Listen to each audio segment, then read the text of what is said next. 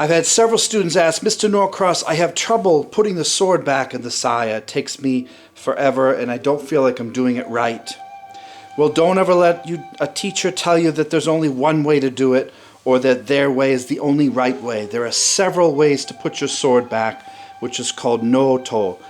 Depending on the school, the teachers that you study with, even your own particular dojo, everyone does it differently. This is my particular style that I started in 1978 and have continued on since. I've tried several and not one is better than the other. This is just the way I do it.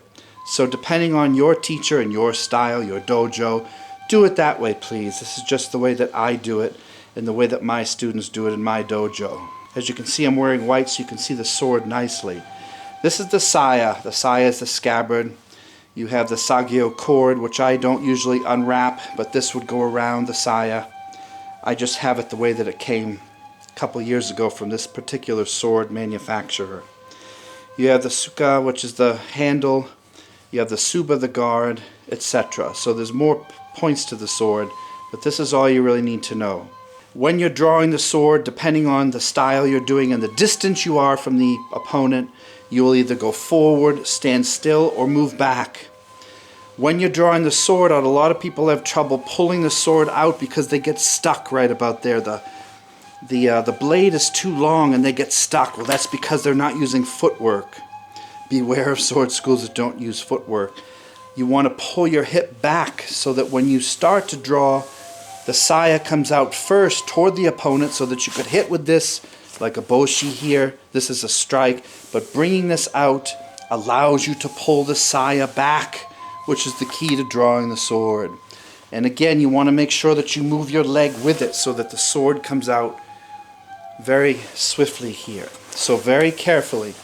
Out, here, then you don't even need to move this hand. You draw the sword back using your hips and pulling the saya back, and it clears out very swiftly to go into action from there, okay? Now, putting the sword back is what we're talking about today, this Noto action. Again, there's no right way to do it. When the sword is drawn, this is called the koiguchi. Koiguchi means carp's mouth. So this is called the koiguchi. It's very hard to get your sword back in here without using your hand. So form a new koiguchi with your hand here. My middle finger is here, and this pinching together of the index and thumb in my particular style, this works for me.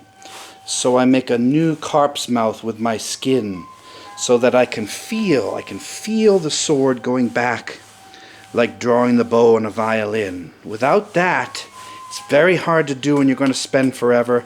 And if it's dark out and you can't see, you can feel the sword coming back into the saya here. So this is the way that I was taught as a child. Okay? So this method allows the mune, which is the back of the blade, the unsharpened part, to slide along the webbing between your thumb and forefinger.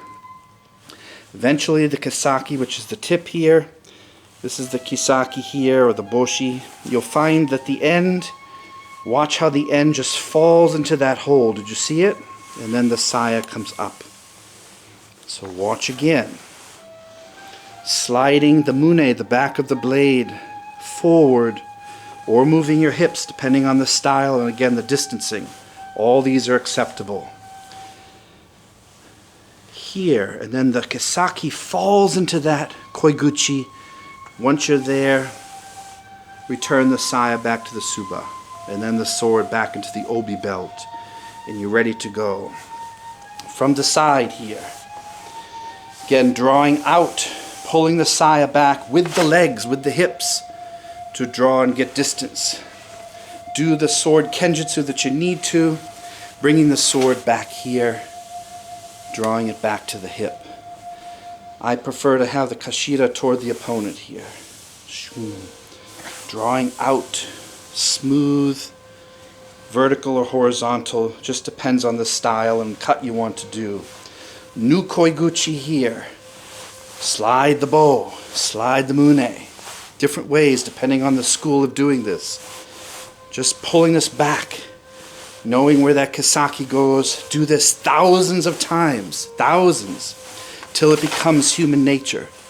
It looks easy. It's actually extremely difficult. Many students have tons of trouble with this. If you put the ha, which is the cutting part, down, you will cut your hand. I've only done it once in my life, but when I did it, I was out of commission for a few weeks. So it's not going to cut your thumb off, but you're going to bleed a lot. So be careful. I recommend using an iai, which is a non-sharp blade. Do not use a shinken. Do not use a shinken, which is a live sharp blade, or you're going to really hurt yourself. So from here, this Iaido works very well for this practice here. Again, I'm catching the sword, letting it slide, allowing the bohi, finding its way back here. Drawing out, boom, you're done. Putting it back, same way. This should be a meditation, an exercise in Kenjutsu. It's no different than putting a gun back in the holster. You must take your time here. Do this thousands of times, thousands, till it becomes second nature. Try to put the sword back as quietly as you can. You don't want to be making clinking sounds, allowing the sharp part to cut your scabbard open. Keep the mune down, the weight of the sword, so that there's space here. Do not allow this to cut your scabbard. I've seen too many people cut their scabbard open because they lift when they put the sword back. Allow the weight and gravity to pull the sword down for you. Try not to click. That can happen, but try not to. Try to make it smooth. This is a little crude, a little rudimentary. I see this in movies all the time. Treat your sword with respect, so drawing it quietly back, out, back. Do this thousands of times. Many ways to put it back. Reverse grip, traditional grip. Drawing it this way, drawing it out. Could add some sort of blood removal if you want to look cool, although it has nothing to do with Kenjutsu. Remember to put your sword back. The opponent is gone, he's dead. So no one really cares how you put this back. There's no witness there. Again, bring the scabbard out. Don't bring the tip back. Bring the saya out. Nukoiguchi, pinching it between your skin here. Pinching it between your skin, drawing it like a bow. This is why your hands have to have a loose grip here. You don't want this habaki collar to be hit here, so just keep your hand loose. This allows the action of the wrist to pull the sword back. If your hand is stiff, you're going to have a heck of a time with this. So here, here, here. Some people say draw it so that the tip is toward the opponent. I do it so that the kashira is toward the opponent, so that I can quickly redraw if I need to. Shoom. Here, back. Smooth. It's not fast, it's just smooth. So once again, find the carp's mouth. Make a new one with your skin. Align the top of your bone structure with the top of the saya. Don't do it this way, and you can't really do it this way. It has to be here. Align it with the webbing in your entire arm. Everything is lined up together. Once I'm here, draw your hips back. Draw your hips back. For shorter people out there with smaller legs, this is more important. If you just draw your sword out, you're going to have the opponent grab it. It's going to get knocked out of your hand, and it won't fit as well. So just here, drawing back, here, allowing the tip to fall, returning the saya to the suba, then back into the obi here. This is the position of finish. So once again, drawing whether it's vertical or horizontal, out, and then back here. Out, and then back here. Practice this ad nauseum, day and night, till it becomes part of who you are, and you can do it in the dark. This is part of Iaido and Kenjutsu together. If you are a young person, practice with this. This is a wooden sword, a boken or bokuto. Use a wooden sword with a plastic saya. You can buy these online. This is a great way to practice Iai or Kenjutsu without hurting yourself or risk of cut to your hands or body. So from here, draw this plastic saya out here, pulling back, allowing your hips to move so that the sword can release from its scabbard. Sliding here till it fits, bringing it back. Again, hips go back, drawing the sword out, here, forward, back. One more time, hips back. Draw the sword, do what you need to. Bringing it back. Here under the web of your hand. Doesn't matter if it's wood or metal, it'll work. Shoom, here, find the kisaki tip into the carp's mouth, allow it to return. One more time, ichi, ni, san, here. Then back into position. Ichi, ni, san. Ichi, reverse grip.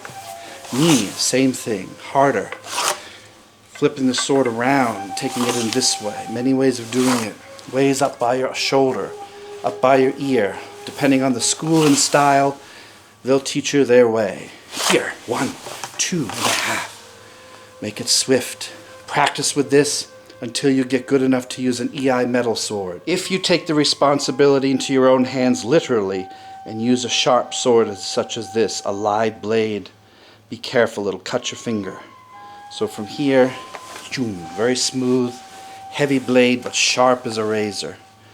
I do not recommend practicing with this unless you're senior black belts working with other senior black belts. You have to have extreme caution, knowing that this at any time could cut your finger off. The one time that you turn that blade over, you'll wreck your week. Find the tip. Understand? Then return. Return. This is a lesson on Noto. Have fun.